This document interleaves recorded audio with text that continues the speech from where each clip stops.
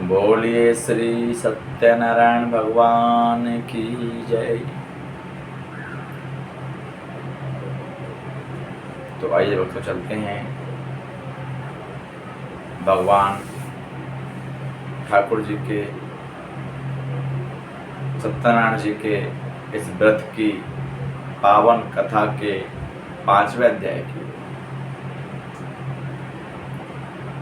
जिसमें बताया गया है कि भगवान के प्रसाद को त्यागने का क्या फल मिलता है, अभिमान करने का क्या फल मिलता है, वो आपको सुना। सूत जी कहते हैं कि एक राजा था जिसका नाम था तुंगध्वज। वह जंगलों में वनों में जाता, अनेकों जीव जंतुओं को मार करके अपना जीवन यापन करता था। एक शौक बन गया था शिकार खेलना। एक दिन वह शिकार खेलने गया, थक गया, थक करके एक वृक्ष के नीचे आराम करने लगा। और उसी वृक्ष के पास में, उसी वन में कुछ ग्वाल बाल भगवान की पूजा कर रहे थे, ठाकुर जी की। भगवान श्री सत्यनारायण जी की कथा श्रवण कर रहे थे। राजा बड़ा बुद्धिमान तो था, लेकिन साथ ही साथ बड़ा अभिमानी भी था। उसने मन में सोचा कि ये तो ग्वार गंवार है और मैं एक राजा हूं, मैं इनकी कथा में क्यों जाऊंगा भाई। ना तो वह वहां गया, ना भगवान को प्रणाम किया। उधर ग्वालों ने भगवान की पूजा अर्चना की और पूजन करने के बाद में, आरती करने के बाद में प्रसाद का भोग लगाया। और भोग लगाने के बाद में एक दोना प्रसाद का लेकर के उस राजा के समीप आया। राजा ने उस प्रसाद को छुआ तक नहीं, उस ग्वाले ने उस प्रसाद को राजा के बगल में चबूतरे पर रख करके वहां चला गया। राजा उस प्रसाद को वहीं छोड़ करके अपने महलों में आया और महलों में आकर के वो देखता है कि उसका राजपाट सब कुछ नष्ट हो गया है। राजा बड़ा बुद्धिमान था, उसे तुरंत ही ज्ञात हो गया कि आज मैंने भगवान का प्रसाद त्यागा है, इसलिए मुझको ये दिन देखना पड़ रहा है। पुनः वे ग्वाल वालों के पास जंगल में गया, उनसे कहा कि भैया थोड़ा प्रसाद दे दो। ग्वाल वाले बोले भैया अब प्रसाद कहाँ है, मैं प्रसाद अगर चाहिए दोबारा कथा करवाओ, दोबारा प्रसाद बनवाओ, जब प्रसाद मिलेगा। राजा ने पुनः सभी ग्वाल वालों को इकट्ठा किया और उसी वन में एक ब्राह्मण को बुला करके भगवान का पुनः पंचामृत से अभिषेक कराया, कथा श्रवण की। और कथा श्रवण करने के बाद में प्रसाद लेकर के आज वो राजा अपने महलों में गया। देखा भगवान की कृपा से उसके महल में सब कुछ आनंद मंगल, जैसा पहले था वैसा ही हो गया। राजा के मन में भगवान के प्रति बड़ी श्रद्धा जागी। उसने हर महीने अपने महलों में पूर्णमासी के दिन भगवान की कथा का श्रवण करना शुरू कर दिया और कथा सुनते सुनते सुनते सुनते और सभी सुखों को भोग करके वह राजा अंत में वैकुंठ को चला जाता है। सूत जी कहते हैं कि जो व्यक्ति इस कथा को सुनता है,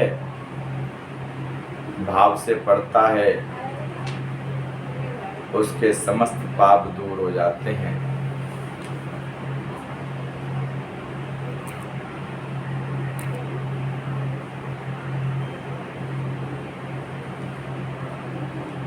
गरीब धनी हो जाता है, बंधन में पड़ा हुआ बंधन से मुक्त हो जाता है। इसमें कोई संशय नहीं है। और वह सभी सुखों को भोग कर के अंत में वैकुंठ को चला जाता है। सूत जी कहते हैं कि भगवान सत्यनारायण जी